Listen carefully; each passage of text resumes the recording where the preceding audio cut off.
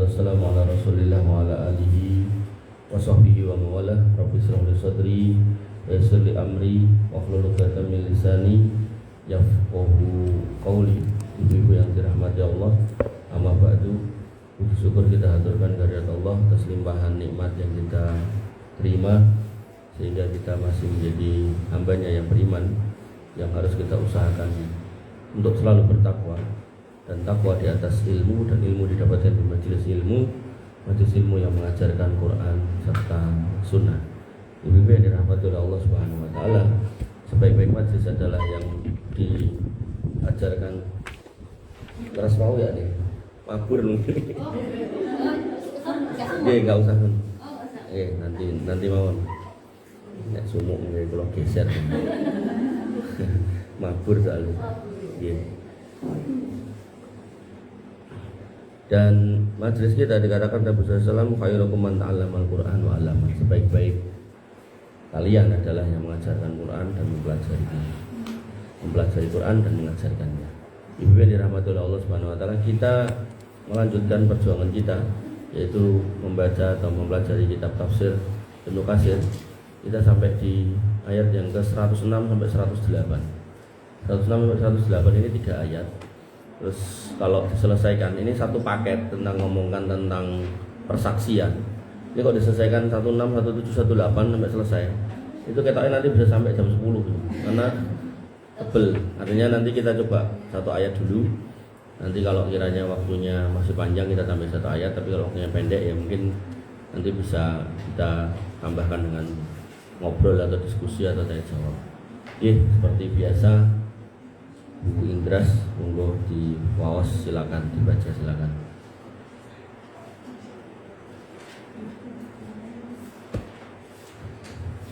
Seratus 106 Al-Maidah sampai 108. A'udzu billahi minasy syaithanir rajim.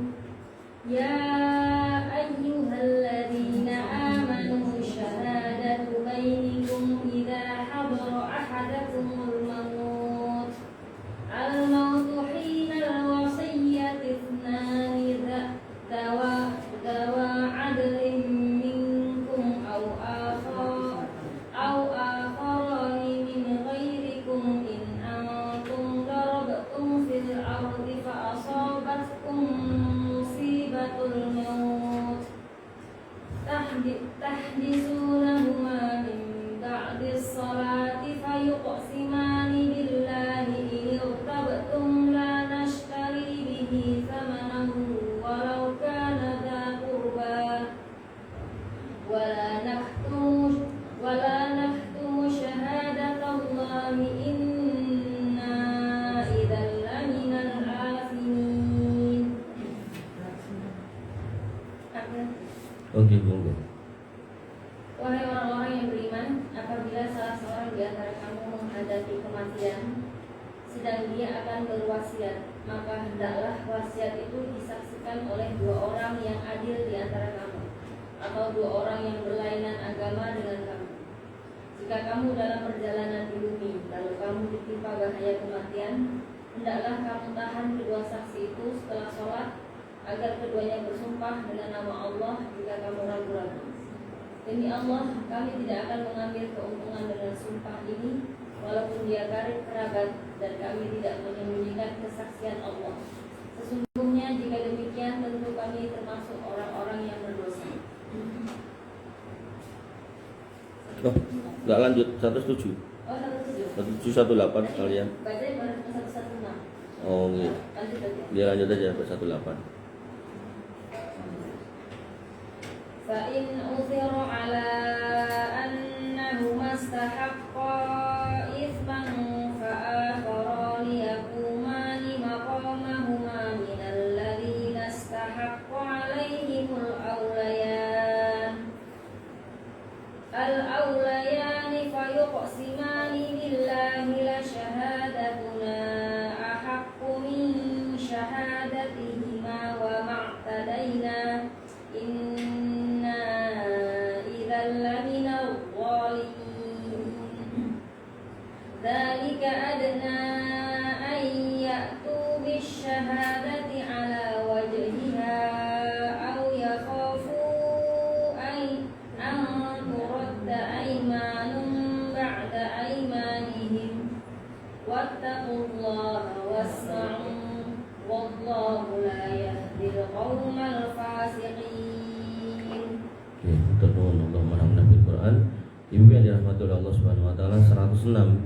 Ya ayyuhalladzina amanu syahadatu bainikum idza hadara ahadukumul maut hinal wasiyati isnani zawa adli minkum.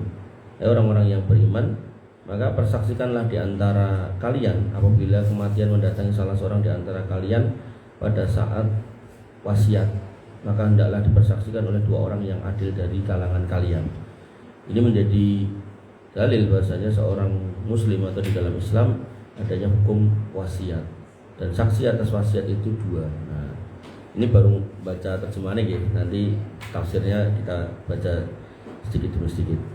Kemudian au akharani min ghairikum in antum darabtum fil ardi fa asabatkum musibatul maut, atau dua orang lainnya dari selain kalian. Nah, ini maknanya ada dua. Makna yang pertama itu bukan keluarga, makna yang kedua itu bukan beragama Islam. Jadi boleh dipersaksikan orang non muslim dengan catatan ahli kitab, walaupun ada khilaf ulama di situ. Tapi jika kalian sedang bepergian, jadi kalau emang nggak ada yang lain, baru safar, lalah jalanan dinasih sama orang non muslim gitu, terus sengal-sengal mau meninggal ya, sini ya.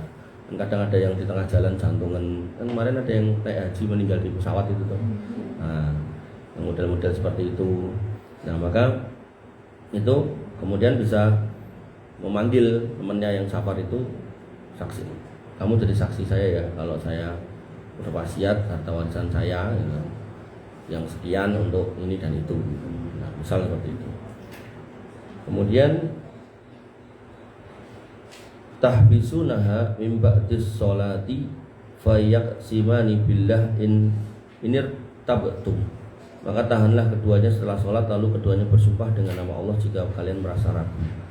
Artinya kalau kemudian mereka nanti sudah pulang saksinya itu, kalau kemudian kita ragu, maka disuruh sumpah dulu. Nah, dan dalam Islam itu sebenarnya sumpah itu penting banget. Cuman kadang tuh orang Islam nggak ngerti pentingnya itu sampai akhirnya nyepelekan. Makanya sampai Nabi itu mengabarkan ciri hari kiamat itu banyak orang yang menjual sumpahnya untuk melariskan dagangan. Bu, monggo bu, pelemeh bu, demi Allah bu, aku lanku mau 10.000 gitu. Nah, nek emang kalau 10.000 gak ngomong 10.000 nggak usah pakai sumpah-sumpah. Jadi dia merasa penting perlu untuk bersumpah untuk melariskan dagangan. Apalagi udah bersumpah demi Allah ngapusi, wah itu tambah parah lagi. Makanya ucapan demi Allah kemudian dia menipu, maka dia harus membayar kafaroh. Nah, kafarohnya apa? Ayo. Satu. Ini apa? Puasa terakhir aja. Terakhir ini membayar miskin. Berapa banyak? Oh, udah duit tanah. Nah, membebaskan budak 1 orang, atau kemudian memberi makan 10 orang miskin, atau sebelum puasa bisa juga memberikan pakaian 10 orang. Nah, baru terakhir puasa. Gitu.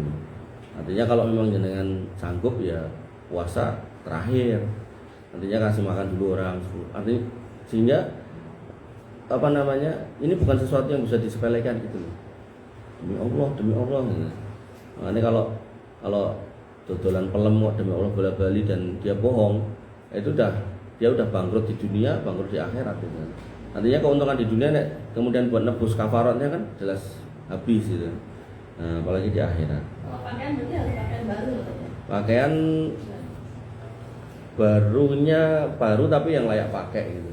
Artinya nggak harus baru yang mahal gitu. Oh, maksudnya nggak boleh bukan bajunya kita kan atau hati. Setahu saya enggak. Jadi tetap dibelikan yang baru. Iya. Belikan yang baru tapi nggak harus yang mahal-mahal juga. Yang layak aja gitu. Kemudian wala nastari bihi samanan walau kana dza qurba. Nah, 2 orang itu pun juga harus diminta untuk persaksiannya kalau tidak akan menukar sumpah ini demi keuntungan meskipun terhadap kerabat sendiri. Artinya nggak boleh berdusta gitu. Wala naktum syahadatullah inna idzal minal asimin. Dan kami tidak akan menyembunyikan kesaksian karena itu adalah kesaksian Allah. Sesungguhnya jika kami lakukan itu, kami termasuk orang-orang yang berdosa. Makanya dalam kalimat yang terakhir ini, kemarin saya ngisi di kawinan itu, ada sebuah kalimat yang indah, bahwasanya seorang laki-laki itu diminta untuk mengurusi istrinya bukan semata-mata karena senang atau cinta, bukan semata-mata karena itu, tapi karena dia sudah mengambil pasangannya itu dengan mempersaksikan Allah pada akadnya. Itu sing kadang itu sama seorang laki-laki itu dilupakan. Makanya kemarin ada video viral itu seorang laki-laki itu istri benar-benar ditonjoki kayak samsak tinju itu. Lalu dia dari jauh lihat langsung adiknya lari, kakak ipar itu terjang habis-habisan.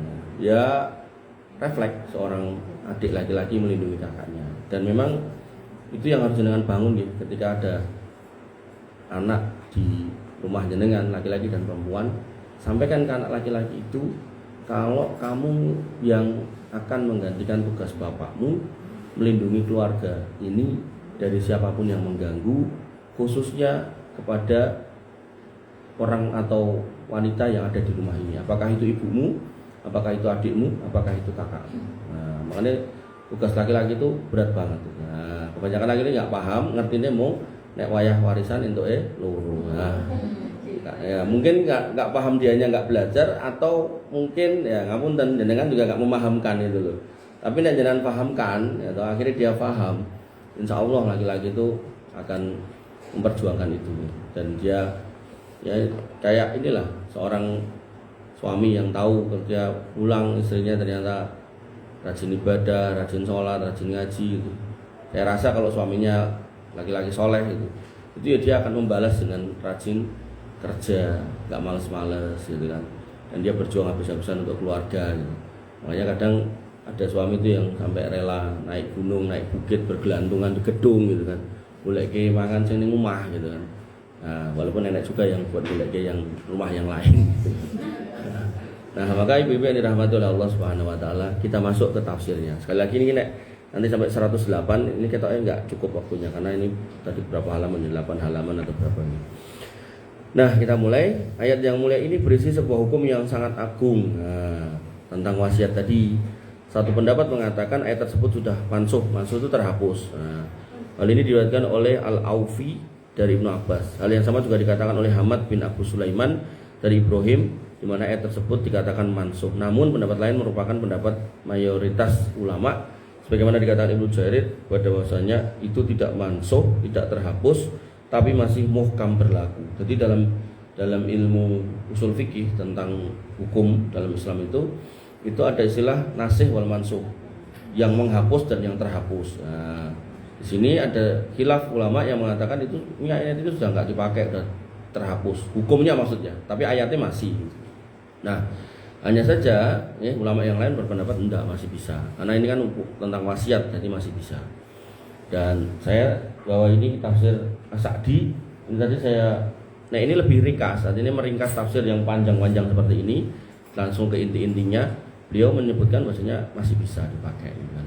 Ya, tulisan dari Syekh Abdurrahman bin Nasir As-Sa'di. Nah, kemudian dan siapa yang mengklaimnya sudah mansuh harus menunjukkan bukti ya. Faktanya tidak ada bukti penghapusnya ayat mana nih gitu. Jadi kalau ada yang terhapus harus ada yang menghapus. Nah, ayat penghapusnya nggak ada. Kemudian dimulai firman Allah, ya ayyuhalladzina amanu syahadatu bainikum idza hadara ahadukumul maut hinal wasiyati isnani. Wahai orang-orang yang beriman, artinya ini panggilan buat kita, maka apabila kamu menghadapi kematian atau mau meninggal, sedang ia akan berwasiat. Artinya wasiat di sini nggak wajib, boleh iya, boleh enggak. Artinya kalau jenengan nggak berwasiat, maka otomatis semua yang jenengan tinggalkan itu menjadi warisan. Tapi nek jenengan berwasiat, maka berarti ada sebagian yang harus ditunaikan kepada yang jenengan wasiatkan.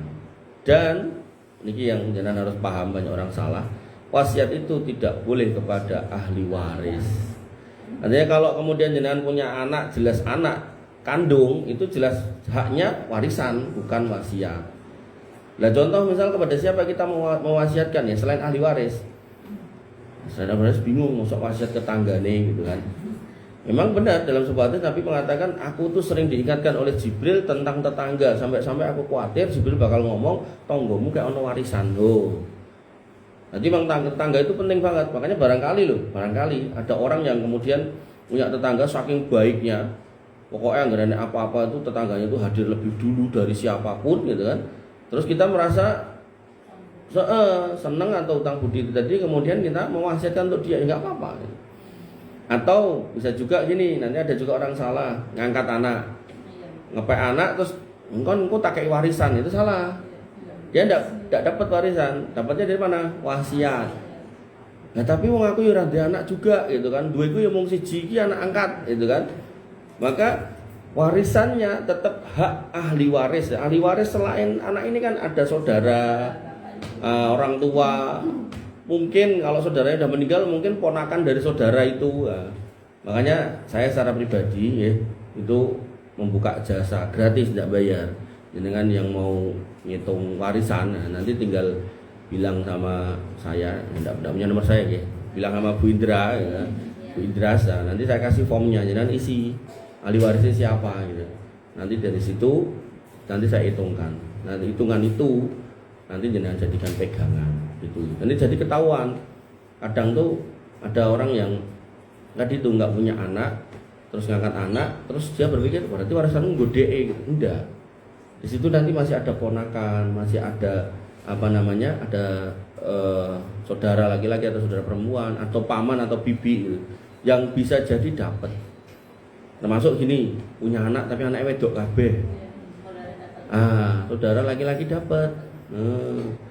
Tapi kadang tuh mikirnya gini, artinya gini, ini ada kesalahan di manusianya, bukan di tata hukumnya, bukan di sistem hukumnya, tapi manusianya koyok pengen melakukan mending yang salah daripada yang benar. Maksudnya gini, ada seorang bapak laki-laki berarti tahu punya adik atau kakak ya laki-laki. Jadi ini bersaudara sebagai laki-laki. Terus dia nikah dengan seorang perempuan, si fulana. Dari perempuan ini dia punya anak perempuan semua. Lalu si bapaknya ini meninggal. Nah, karena saudara laki-lakinya ini nggak pernah ngurusi ponakannya, bahkan setelah meninggal nggak pernah peduli. Nah, maka si istri ini, ya wis warisanmu kabeh wong loro. Padahal sebenarnya dalam Islam itu saudara laki-laki ini dapat. Kenapa? Karena ini anak perempuan ini tidak menjadi asobah. Asobah itu penutup akhir dari pembagian warisan ini. Asobah itu untuk siswa. Jadi tinggal nanti dia dikurangi berapa, sisanya banyak apa enggak tergantung berapa banyak yang ada di situ. Makanya hitungannya tiap orang itu beda-beda. Makanya saya kalau ngasih form hitungan waris itu enggak saya tanya ahli warisnya siapa. Karena kadang ada orang benci sama kiri kanan, itu enggak ditulis gitu. Makanya saya kasih tulis ini saya tulis semua, tinggal jenengan ngisi jumlahnya gitu. Ngono nek wis ditulis ngono jek di nol ke ya, berarti kan orangnya yang bermasalah. Paham betul maksud saya? Jadi slotnya itu udah ada. Jadi dia harus ngisi angkanya 0 apa 1 apa 2 apa 3 gitu loh. Tapi nek saya kosongi ahli waris siapa, nanti kadang ada orang tapi kemudian nggak ditulis gitu. Nah, maka dalam hal ini memang ya kita diminta untuk jujur. Artinya nek jenengan nanti sampai minta form itu dan jenengan ngisi, jenengan kudu siap-siap untuk sidik gitu. Ya itu resiko gitu. Tapi tapinya walaupun sedikit tapi barokah. Itu loh. Barokah itu yang sekarang itu banyak orang itu nggak mau ngejar ke situ. Penting gitu kan. Makanya kasus Pak Hakim pakai baju merah rompi oranye itu tuh sangat disayangkan itu. Kenapa lo gajinya udah puluhan bahkan ratusan juta. Wong kita misal yang kerja UMR gitu kan, itu yang mau orang yuta dipaksa kudu urip gitu kan. Ini wis ratusan juta cek kurang gitu kan. Pasar dicekel polisi cek nitip ning satpam nyo 500 juta nitip. Kaya engko nek aku iso metu dolan tak ambiri tak jikuk. Terus banale duit 5 miliar atau alah ya Allah gitu kan.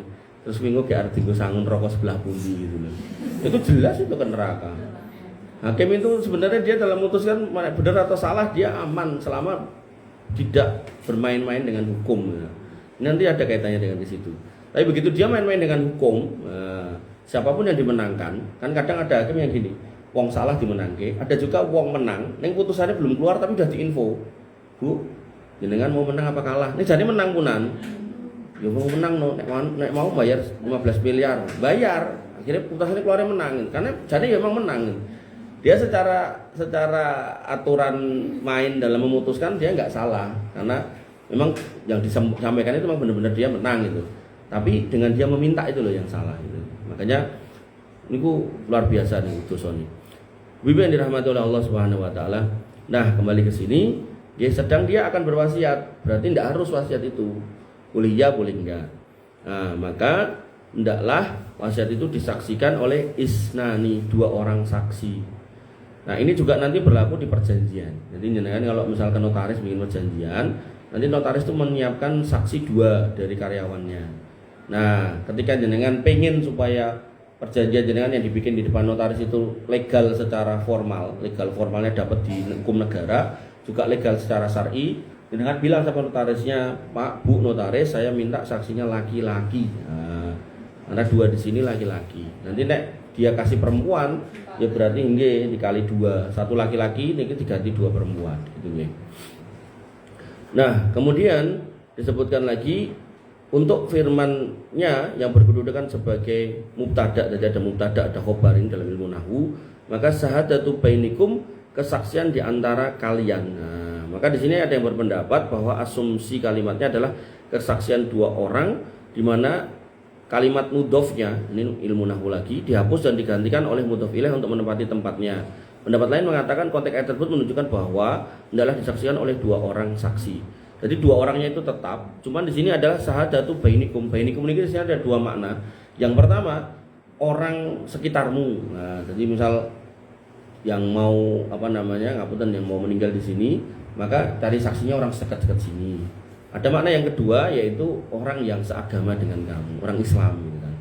Nah, kemudian berikutnya, dan firman-Nya dawa adlin, adil, yang punya keadilan, yang adil adalah sifat bagi 2 orang saksi tersebut, yakni hendaknya keduanya adalah orang yang adil minkum di antara kamu, yaitu dari kalangan kaum muslimin. Ini pendapat umumnya ulama, mayoritas ulama.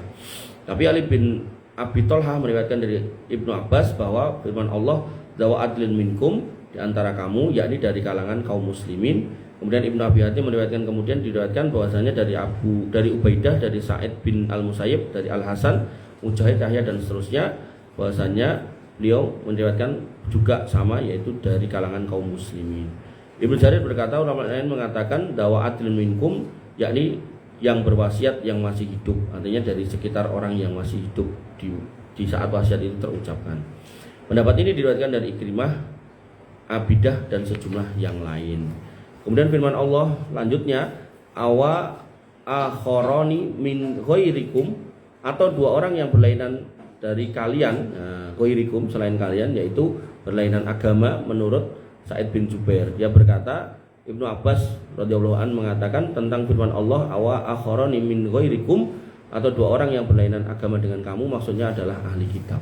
Jadi walaupun beda agama tapi juga nggak sembarangan. Jadi yang dipilih adalah ahli kitab. Jadi tidak bisa kemudian orang selain ahli kitab. Ahli kitab ini Yahudi dan Nasrani. Jadi tidak boleh kemudian orang Majusi, orang Hindu, Buddha, tidak bisa. Gitu. Ibu yang dirahmati oleh Allah Subhanahu Wa Taala. Kemudian ada juga yang berpendapat minkum di sini adalah dari kabilah orang yang berwasiat. Jadi kalau selain kamu berarti selain dari kabilahmu, selain sukumu. Nah, ini pun sekarang di Indonesia suku-sukuan itu kan sudah mulai jarang kan. Nah, kalau dulu memang benar-benar sekenal itu gitu kan. Nah, karena suku-sukuan sudah nggak ada, maka ya tetangga dekatmu gitu, yang ada di sekitar rumahmu. Kemudian disebutkan lagi, in antum darabtum fil ardi, jika kamu dalam perjalanan di muka bumi, yaitu jika kamu sedang safar, fa asabtum musibatul maut, kamu dapat atau mendekati kematian. Artinya tadi dalam kondisi nggak kemana-mana, di rumah mau meninggal, maka silakan berwasiat. Nah, atau kamu sedang jalan dan di perjalanan kamu juga mendekati kematian, maka di situ kita diminta untuk berwasiat. Kedua syarat ini untuk membolehkan kesaksian 2 orang kafir ketika orang mukmin tidak ada, yaitu ketika dalam safar, dan kesaksian dalam hal wasiat sebagaimana yang dinyatakan secara jelas oleh Qadhi Syuraih. Jadi ada ulama lagi yang berpendapat bahwasanya orang kafir itu baru boleh digunakan untuk saksi ketika orang Islamnya nggak ada, kemudian kita dalam kondisi safar. Karena udah safar, apalagi tempat-tempat yang jauh, itu kan nggak susah mencari orang gitu. Kemarin saya lihat video ada orang bikin konten di padang pasir, dia bilang padang pasir itu suhunya itu normalnya itu antara 60 sampai 70. Makanya jangan coba-coba jalan di situ. Nah, terus dia ngeker ada bukit-bukit kecil gitu, ada batu-batu kecil, itu ada 6 atau 5 tengkorak utuh gitu. Nah, ini contohnya orang yang kemudian tergulung oleh pasir dan meninggal dan nggak ketahuan. Jadi udah jadi tengkorak 6 atau 5 gitu, lupa. Nah, maka dalam kondisi-kondisi seperti itu, nah kan susah nyari orang, mau menyelamatkan diri sendiri aja susah gitu kan. Maka ketika ada yang mau meninggal, maka dia berwasiat kepada orang yang masih hidup, delalah sing dijak mlaku wong non muslim ya mau nggak mau gitu kan. Maka enggak apa-apa. Ibu-ibu yang dirahmati oleh Allah Subhanahu wa taala, Ibnu Jarir mengatakan dari Ibrahim dari surah, ia berkata kesaksian orang Yahudi dan Nasrani tidak boleh dipakai kecuali dalam perjalanan. Nah, sehingga nanti kalau kembali ke notaris tadi, kan itu nggak sedang perjalanan toh, kan di kantor toh. Nah, jenengan punya hak tanya, ngapunten Pak Notaris, Bu Notaris, ini saksinya muslim apa enggak ini. Oh, satunya bukan, ngapunten minta tolong diganti yang muslim gitu. Nah, tapi kalau notaris muslim ya biasanya karyawannya muslim. Itu pun hanya untuk kesaksian dalam hal wasiat saja. Nah, artinya di luar wasiat, sebagian ulama dalam hal ini yaitu Ibrahim dari Sureh, dia menyebutkan bahwasanya tidak bisa. Kemudian Ibnu Jarir meriwayatkan juga dari Abu Quraib, dari Abu Bakar bin Iyas, dari Abu Ishaq As-Sabi'i dengan perkataan yang sama juga diambil dari Imam Ahmad. Nah, jadi Imam Ahmad juga berpendapat yang sama. Jadi kalau harus non muslim maka dalam kondisi yang kepepet gitu. Pendapatnya dalam permasalahan ini termasuk pendapat yang langka darinya, di mana 3 imam yang lain menyelisihinya. Mereka mengatakan ahli dhimah tidak boleh memberi kesaksian atas orang muslim, bahkan Abu Hanifah hanya membolehkan di kalangan mereka saja. Jadi imam 4 itu yang membolehkan cuma Imam Hambal, Ahmad bin Hambal. Padahal dari imam 4 ini biasanya yang ketat itu Imam Ahmad bin Hambal biasanya. Tapi dalam konteks ini membolehkan karena memang ayatnya tadi jelas boleh. Nah, kemudian Ibnu Jarir mengatakan dari Az-Zuhri berkata sunnah yang berlaku bahwa kesaksian orang kafir tidak diperbolehkan baik dalam safar atau tidak. Nah, ini perbedaan pendapat. Kemudian Zaid mengatakan ayat ini diturunkan berkenaan dengan seorang laki-laki yang hendak meninggal dunia sementara di dekatnya tidak ada orang pun dari orang Islam, maka itu terjadi di awal-awal datangnya Islam. Karena orang Islam sedikit. Sehingga sebagian ulama menutup peluang, menutup celah kalau emang orang Islam sudah banyak kayak sekarang, ya tidak bisa kemudian tiba-tiba mendatangkan orang non muslim. Di mana-mana terjadi peperangan dan pada waktu itu mayoritas manusia masih kafir. Sehingga saat itu manusia saling mewarisi dengan wasiat. Kemudian wasiat dihapus dan ditetapkan hukum faraid, hukum waris. Ini menurut pendapat beliau berarti wasiat sudah nggak ada, padahal masih ada. Orang-orang pun mengamalkannya. Pendapat ini dinyatakan oleh Ibnu Jarir dan ini perlu dipertimbangkan wallahu a'lam. Sehingga ibu yang dirahmati oleh Allah Subhanahu wa taala, nanti ada orang yang berdalil tentang bolehnya mempekerjakan orang non muslim gitu kan. Dengan apa yang dilakukan Nabi SAW sama Abu Bakar ketika mau hijrah. Dia membawa penunjuk jalan itu orang kafir gitu kan.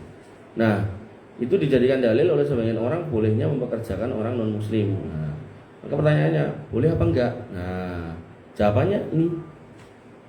Waktu itu orang Islam tidak banyak.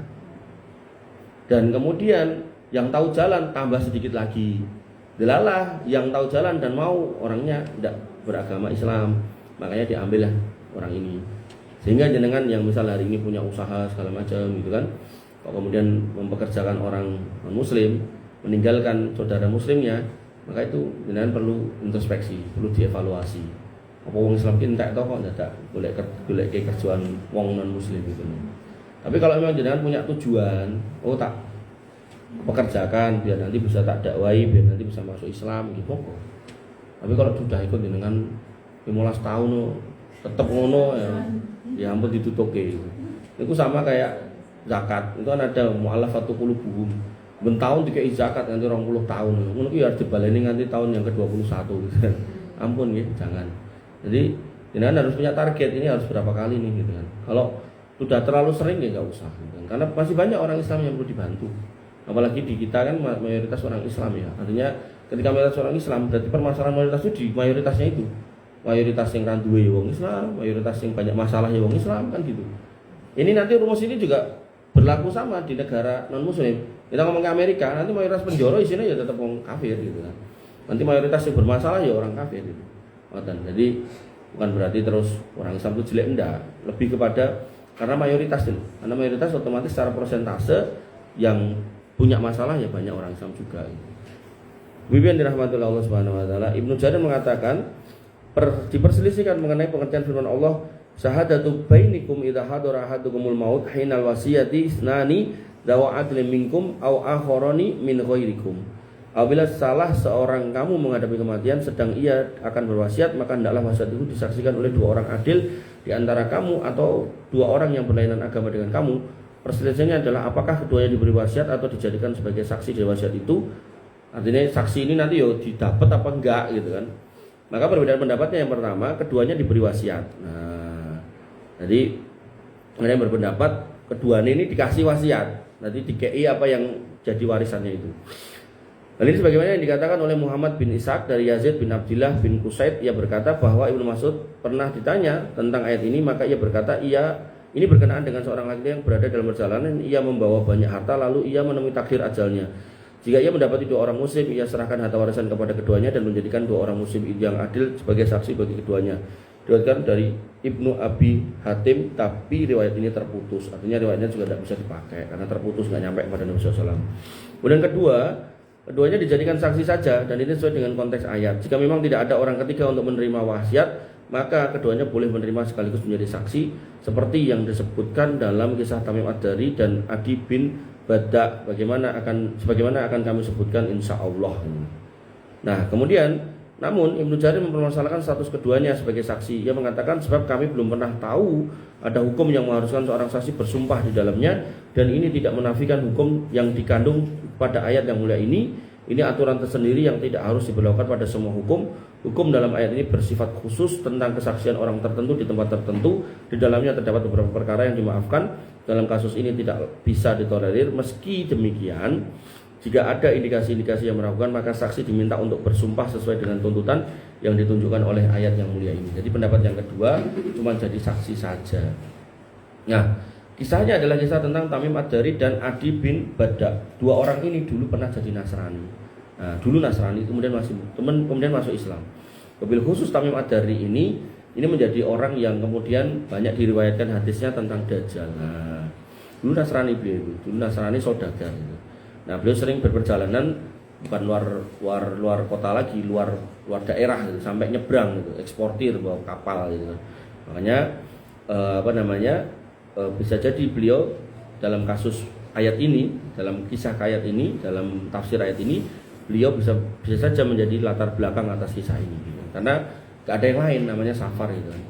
Makanya kemudian firman Allah Subhanahu wa taala, tahbisunaha mim ba'dis shalah.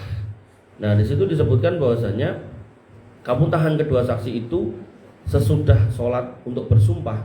Maka Al-Aufi mengatakan dari Ibnu Abbas maksudnya adalah sholat asar. Demikian pula yang dikatakan oleh Sa'id bin Jubair, Ibrahim An-Nakhai, Qatadah, Ikrimah dan Muhammad bin Sirin. Az-Zuhri mengatakan yakni sholatnya kaum muslimin. As-Sudi mengatakan dari Ibnu Abbas radhiyallahu an yakni sholatnya para pemeluk agama keduanya. Jadi di sini disebutkan tentang pentingnya untuk meminta mereka bersumpah. Benar apa enggak kamu mendengarkan itu? Nah, sumpah itu bisa dilakukan setelah sholat. Nah, setelah sholat itu maksudnya gimana? Setelah sholat yaitu orang kan berkumpul. Nah, ketika orang berkumpul, orangnya yang tadi saksi dipanggil. Si fulan sudah meninggal. Nah, kamu benar enggak itu? Sumpah coba. Demi Allah saya mendengarkan si fulan mengatakan ini. Nah, terus disaksikan sama orang. Nah, disitulah kemudian dia nggak akan berani berdusta. Maksudnya keduanya disuruh berdiri di hadapan jamaah. Nah, tadi sudah saya sampaikan setelah sholat.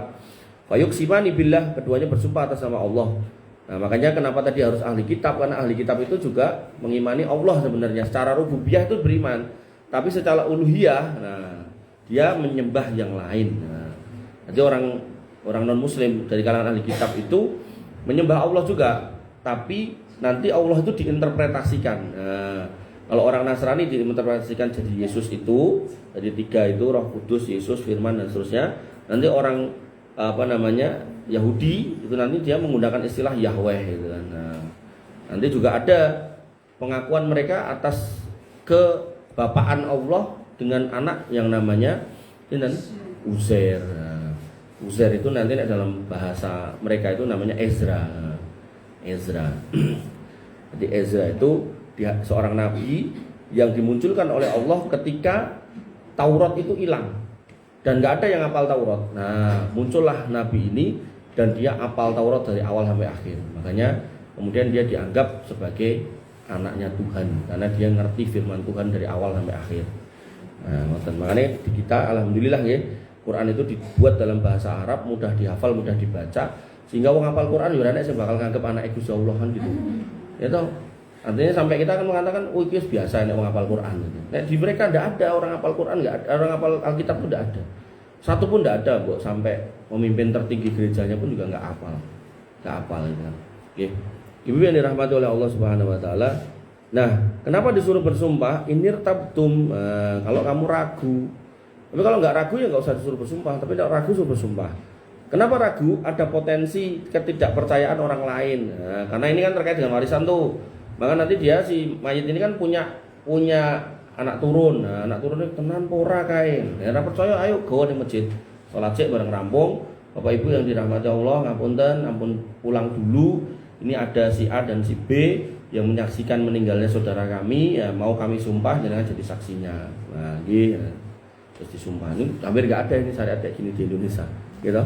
Nah, hilang gitu. Maka kemudian jika kamu tampak ragu terhadap keduanya, kalau keduanya berkhianat dan menipu, maka ketika itu hendaklah keduanya disuruh bersumpah dengan nama Allah dan mereka mengatakan la nastaribih, demi Allah kami tidak akan mengambil keuntungan dengan sumpah ini, yaitu sumpah yang kami ucapkan ini samanan harga yang sedikit, kami tidak akan menukar sumpah ini dengan harta dunia sedikit pun yang fana yang akan lenyap, walau kana dza qurba, walaupun dia karib kerabat. Artinya yang meninggal ini walaupun saudara kami nggak akan kemudian membela atau menutupi apapun dari yang bersangkutan. Artinya kalau dia berwasiat untuk yang lain, kan mungkin kan wah iki kok wasiatnya malah ning nggone tanggane iki piye, engko ponakanku piye kan gitu toh misalnya ngoten toh.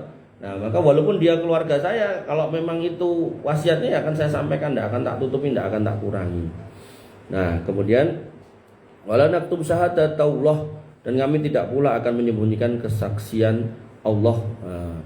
Dinisbatkan kepada Allah untuk memuliakan dan mengagungkannya. Makanya seorang muslim itu kalau memang diperlukan silakan ucapkan demi Allah, tapi pastikan dengan memenuhinya. Kemudian yang kedua, pastikan itu untuk hal-hal yang penting, bukan hal-hal nggak penting itu. Pasti hal-hal yang biasa remeh-temeh gitu terus tidak titik demi Allah, titik demi Allah, jangan. Tapi dalam kultur Arab itu ucapan kayak gitu digunakan sebagai ucapan sehari-hari. Nah, tinggal nanti kembali ke niatnya. Ini niatnya bersumpah atau sekedar omongan. Nah, kalau sekedar omongan tidak apa-apa. Tapi kalau kemudian itu niatnya sumpah, maka nanti berlaku hukum sumpah. Nanti kalau melanggar ya bayar kafaroh. Sebagian ulama membaca wala naktumu syahadatullah, dan kami tidak pula menyembunyikan kesaksian Allah dengan majrur syahadatullahi. Wala naktumu syahadatullah. Dengan majrur itu harokat kasroh sebagai kosam sumpah. Dinyatakan oleh Ibnu Jarir dari Amir As-Sa'bi sebagian bacaannya wala naktumu syahadataullahi, dan kami tidak pula menyembunyikan kesaksian Allah. Dan qiraat yang pertama adalah qiraat yang masyhur, firman-Nya inna idzallam minal asimin, sesungguhnya jika itu yang kami lakukan tentu kami adalah orang-orang yang melakukan perbuatan dosa. Jika kami melakukan satu dari hal itu, yaitu menyelewengkan kesaksian, mengganti, merubah atau bahkan menyembunyikannya, maka itu adalah sebuah perbuatan dosa. Nah, Ibu yang dirahmati oleh Allah Subhanahu wa taala, nah ini sudah masuk ke ayat yang ke-107. Nah, ini nek ditutup ya mungkin 12 tekan jam 09.00. Nek kula mboten napa prei niki. Nah, jenengan pripun? Tutuke napa mboten? Kita mau tanya jawab, ngobrol. Nah, silakan. Silakan dipilih. Saya manut, kula manutan kok.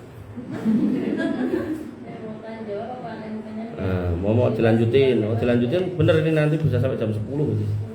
Nah, masih 3 halaman, 3 lembar, 6 halaman. Monggo kalau mau ngobrol, silakan. Gak ada, pulang saya. Ada teman saya nanya kan, kalau ini dia itu tinggal ibunya, bapaknya meninggal, suaminya, tinggal anaknya perempuan 1. terus sama istrinya kan. Kan saya tanya, saya kan bilang kalau dia anaknya perempuan satu berarti saudaranya ada, tapi itu hanya berlaku untuk saudara laki-laki. Kalau dia saudaranya ada laki-laki ada perempuan yang dapat semua atau Nah, ada bapak suami meninggal, suami istri, terus suaminya meninggal, tinggal istrinya. Berarti istrinya perempuan toh ini. Terus istrinya satu, anak perempuan satu. punya anak perempuan satu. Nah, terus kan saya tanya, dia punya saudara nggak? Saya cuma bilang kalau dia punya anaknya perempuan, berarti saudara si suami, saudara bapaknya itu Oh iya, dapat, ya Terus betul. saya kan nggak hafal pembagiannya, ditanya pembagiannya berapa itu, Iya. saya nggak hafal nanti. Bagusnya gini, nanti formnya itu saya kasih karena gini Bu, kalau jenengan tanya gitu, akhirnya nanti dia hanya mengingat yang saudara yang dekat. Oh, gitu ya. Padahal ada saudara yang agak jauh, tapi di situ juga dapat hak. Ya, nanti boleh dari. Makanya kan kemarin tuh kan ada orang nanya tuh sampai ke anak doang. Terus saya bilang enggak, cucu ditulis. Loh lah kenapa kok cucu ditulis? Biar nanti diagramnya itu kelihatan. Kalau cucu itu tertutup. Karena nanti ada cucu yang pengen juga gitu loh. Tapi begitu dilihat-lihat, itu wes tertutup di sini, udah mahjub, udah ndak bisa gitu. Nah maka berhenti dia. Tapi kalau ndak lihat itu, dia, loh ini kan cuma dibagi sampai anak gitu kan, gitu. Ya. Tuh. Iya, monggo Bu. Warisan tadi ya, apa namanya, yang pertama ketika orang tua sudah meninggal, Iya. kemudian rumah itu ditempati mungkin kakak tertua, Ya. dua kakak tertua. Tumben, biasanya yang terakhir. Dinggoni ragil biasanya. Itu ada cerita seperti itu. Kemudian ada salah satu anaknya itu nyeletuk bahwa rumahnya dijual aja. Terus bahasanya dia itu eman-eman mau tinggal di orang tua gitu. Iya. Ya. Terus ketika ada sesuatu renovasi, misalkan rumah itu seperti apa, nyuwun urunan Ya. gitu misalkan. Iya. Oke, tunggalin itu. Nah, nanti itu hukumnya seperti apa? Itu yang pertama. Terus yang kedua, mungkin saya nanti juga nyuwun pembidu ada sejarah, yaitu jadi rumah itu punya ibu, misalkan gini, saya punya suami, Ya. kan, punya suami saya sudah meninggal misalkan, terus rumah saya itu masih sertifikatnya ibunya suami, gitu. Ya. Nah, dan kemudian Tapi udah jenengan beli. diparing kayak gitu loh. Oh, udah diberikan. Menempati gitu misalkan ya. Bentar, suruh menempati ki apa suruh ngepek juga apa suruh Iya, nempati suruh tok? ngepek. Oh ya, Iya. kan beda loh, suruh nempati tok sama suruh ngepek loh. Suruh ngepek karena sertifikatnya sudah Iya. diparing kayak Iya. Cuma ketika suami itu meninggal, Keluarganya gugat. putrinya 3, anak perempuannya 3. Anak perempuan dari ibu apa anak perempuan dari jenengan? Dari saya. Oh, nggih, Iya, dari nggih. saya itu yang 3 kan. Nah, ketika kan kakaknya suami itu mater, segera diurus. Ya. Mumpung ibu masih Ada, sedang, ya. Nah, itu masuk hibah maupun waris maupun pritum. Ya, Iya. baik. Jadi yang pertama tadi apa? Yang pertama Rumah ya. Orang tuanya udah meninggal semua toh. Iya. Terus tinggalannya dipakai kakak. Iya, Nah, maka ini perlu dikonfirmasi tinggalan ini pernah dihibahkan ke kakaknya atau enggak. Kalau enggak, maka jelas ini warisan dan harus dibagi. Nah, kalau dijawab eman-eman tinggalan mboke kok didol, enggak apa-apa, dipakai beliau, tapi beliau ya kudu noroki adik-adik. Jangan ngetos noroki. Jangan ngetos enggak tahu. Noroki itu nalangi. Jadi misal warisannya nih rumah. Nah, misal rumah nilainya 500 gitu kan. Nah, terus dihitung-hitung, misal anak laki-laki dapat 100, anak perempuan dapat 50. Ya udah, dia harus bayari ke adik-adiknya, ke saudara-saudaranya itu. Nyoh, ini jatahmu sebagai mampu bayari. Nah, nek nggak mampu berarti bentar sebelum sampai dijual, nek nggak mampu maka adik atau saudaranya ini yang noroki. Nah, dia dikai duit genti. Nah, kowe ora gelem ra mampu Mas gitu kan. Nyo iki duit jatahmu gandeng jenengan wong lanang wis hitung wong lanang untuk 100 nyo 100 metu kok kene. Nah, gitu. Dan nggak mau keluar. Nek niku wis angel. Nek niku angel. Itu tadi eman-eman kudu di. Loh, lah iya bener, kudu dirawat tapi kan dia juga nggak boleh ngambut dan bahasa kasarnya nggak boleh ngeklaim hak orang juga gitu loh. Iya. Itu masuk dolim boleh. Loh lah iya no dolim no, itu dolim. itu dolim, hak orang diambil itu dolim. Nah orang yang terdolimi berarti punya hak untuk berdoa dan doanya tidak akan tertolak. Padahal keadaan seperti itu 24 jam sehari sampai 30 hari sebulan, waktu di mana jenengan bisa berdoa full tanpa ditolak itu cuma Ramadan. Nah ketika itu terjadi sama jenengan, artinya kasus itu tadi, maka jenengan bisa berarti sudah mendatangkan waktu kayak Ramadan di mana jenengan bisa berdoa sehari 24 jam sepanjang hari makbul ya, karena didolimi masih jenengan iku wau. Artinya nek jenengan mau pikir jero ya silakan diproses kayak yang tadi saya bilang, tapi kalau jenengan mau pikir santai, alah paling kok ya mati gentilaan gitu kan. Nah, ya memang bener toh. Nah, terus jenengan dipikir santai dengan apa? Ya wis, gandeng aku didolimi, setiap hari saya terdolimi, aku tak ndonga. Nah, monggo ndongane ya renovasi minta iuran. Jadi misalnya rumahnya apa gitu ya iuran gitulah. yo monggo jenengan nek mau bantu monggo, nek enggak ya enggak apa-apa. Nggih, atau bisa juga solusi ketiga, dibikin perjanjian sesama saudara. Perjanjiannya ngeten bunyinya, kami bersaudara, kakak adik bla bla bla, bagiannya segini, mungkin setelah jenengan isi form itu kasih saya balikin, nanti bagiannya segini. Nah sehingga nanti nek yang nempatin ini meninggal ya otomatis harus diwariskan gitu kan. Nah, tinggal nanti teknisnya apakah mau ditalangi tadi, ditoroki tadi, atau dijual gitu kan. Artinya itu sebenarnya nggak akan berkahi yang nempati kalau caranya kayak gitu, nggak akan sama sekali, nggak akan. Makanya jenengan akan dapat itu tadi, buktinya jenengan udah sanjang tadi uripe susah gitu kan. Dan itu nanti nggak cuma uripe susah, keluarganya masalah, putrane ya angel diatur. Itu kayak hukum yang nggak tertulis tapi ada. Kalau bahasa di hadis itu 2 dosa yang akan dibalas di dunia tapi di akhirat juga akan mendapat balasannya, itu urusan warisan sama urusan bakti sama orang tua. Makanya orang yang urusan warisan ini meleset itu di dunia niku nggih tetap masalah, ning akhirat mungkin nggih ditagih. Beda kayak orang ngapunten nggih, orang mabuk, orang zina, itu ketika dibalas di dunia, artinya dikasih adab, dikasih sakit, dikasih cobaan, itu bisa menggugurkan dosa itu. Nah di akhirat itu makin ringan. Makanya Nabi mengatakan hambaku itu akan terus dicoba sampai dia itu mati gak bawa dosa. Itu kalau wilayah dosanya itu dosa-dosa yang tadi itu. Tapi nek dosa warisan sama bakti sama orang tua ini meleset jadi anak durhaka ini neng dunia itu ya kena masalah, di akhirat nanti ya ditagih. Kecuali dia tobat sebelum mati. Nah, tobatnya apa ya? Nek urusan itu kan ya tobatnya itu karena dikasih sama yang berhak tadi, jadi tidak mendolimi lagi. Nek sama orang tua, kalau orang tua masih hidup ya minta maaf, nek orang tua sudah mati ya banyak-banyak istighfar, banyak-banyak mendoakan. Oke. Yang kedua, belum. Yang kedua statusnya kan mirip kayak tadi itu. Jadi seorang istri punya anak perempuan. Nah 3, nek tadi 1 kan. Nah, cuman rumah ini sudah dihibahkan. Maka statusnya dari mertua ke suami itu sudah pindah kepemilikan sebagai hibah. Harus diselesaikan proses hibahnya ini gitu kan.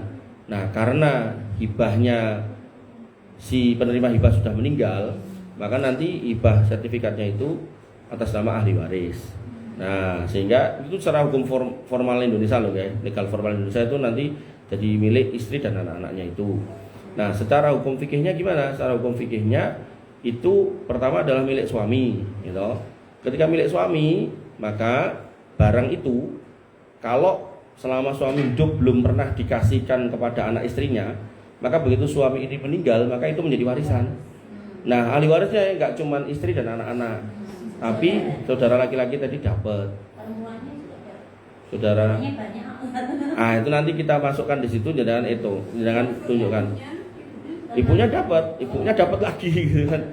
Nah, maka solusinya, ngapunten ini solusi kan memang kadang ada saudara laki-laki atau saudara dari pasangan kita itu orang nggak kayak kita, orang ngurusi ponaan kita, cuma kok ngurusi nilai melu ngandani melu nasihati yora gitu kan. Ini solusi ini jadi ngajari elek jadi. Nah, jadi nek memang jenengan punya saudara yang kayak gitu nggak peduli sama jenengan dan anak-anak wedok jenengan, nah maka nek memang tanah itu statusnya punya suami, apapun lah hasil jenengan itu punya suami, jenengan bilang sama suami jenengan walik nosik, nah, atas nama anak-anak baik. Sehingga nanti begitu suaminya meninggal, nah, maka saudaranya Lah kowe entuk ngono. Wong udah dihibahkan kok ke anaknya. Nah, itu bebas kalau kayak gitu. Kalau sudah meninggal, Kalau udah meninggal ya balik lagi ke yang tadi toh. warisan tadi. Iya. Belum sempat Nah iya, belum sempat menghibahkan. Ya, saya ngomong kan kalau beliau masih hidup gitu. Lah Janis mati apa urung tau, Bu? Udah. Kok tadi misal. Gitu sudah meninggal. Oh, berarti emang tadi kasus bener.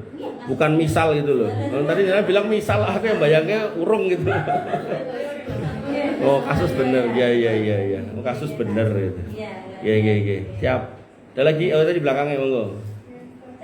Iya, bayang. Ini kan keluarga suami itu, ibu itu dulu menikah 2 kali. Ibu menikah 2 kali. Ya. Membawa anak satu. Saya. Ibu nikah 2 kali. Yang pernikahan pertama membawa anak Anaknya 1. Terus? Nikah yang kedua punya anak 3. Wah, kurang ya apaan. Apa, enggak usah enggak apa-apa. 3 ya, berarti 4 ya. Nah, terus enggak apa-apa. Sudah. Begitu bapak meninggal, Bapak yang ini cerai ini. yang pertama sudah meninggal. Oh, meninggal terus nikah lagi, terus meninggal juga gitu. Nah, bapak yang kedua meninggal, beliau kan tidak wasiat ya, jadi warisan gitu. Nah itu, tapi dari sistem keluarga suami itu jadi sebagai rata itu boleh. Ya enggak boleh. Jadi laki-laki tetap dapat 2, perempuan dapat 1. Jadi Terus ini anak gawan ini enggak dapat. Kalau yang kontak jenengan tanya kan warisan dari si ini loh ya. dari yang bapak Ini yang 1 ini enggak dapat. anak yang dari bawaan ibu itu dapatnya dari ibunya, dari Oh, ibunya juga meninggal. ibunya terus meninggal. Ya, ini dapat dari ibunya. Dari ibunya. Ibunya sama bapaknya yang pertama tadi. Tapi mereka cara sistem itu membaginya dibagi rata itu. Nah iya, salah gitu. Nek salah itu berarti yang keluwihan mendolimi yang kurang gitu. Karena yang kalau dari pihak suami yang ibu yang kedua perempuannya kan kakaknya cuma 1, tangannya cowok semua. Yang kedua ini perempuannya 1, cowok semua. Yang Terus bawaan ibu juga cowok. ini cowok. Terus Jadi mereka itu tetap membaginya rata. oh, artinya dalam hal ini sing wedok dapatnya kudune sithik dadi akeh gitu kan, gitu. Nah, maka prinsipnya sebenarnya warisan itu prinsipnya dihitung dulu. Nah, begitu sudah ketahuan haknya masing-masing. Kok kemudian karena sayang kita sama adik perempuan 1 ini, kemudian kita kasih lebih, enggak apa-apa. Jangankan dikasih lebih kayak kabeh ora apa-apa gitu. Gandeng Dek, omahku wis gede, iki omah ibu ya mung cilik, terus iki dadak didom telus PN kabeh gitu. Kakak 2 ini sepakat enggak apa-apa. Tapi tetap dijelaskan dulu gitu loh. Iki jane jatahnya semene, kamu dapat semene. Ning gandeng kowe adik wedok, terus tak delok kowe biyen sing ngopeni ibu, terus awake dhewe wong lanang-lanang iki wis sugih gitu kan, ora kekurangan insyaallah, wis iki PN kabeh. Enggak apa-apa itu. Sangat bagus kalau itu. Tapi ada omongan gitu loh.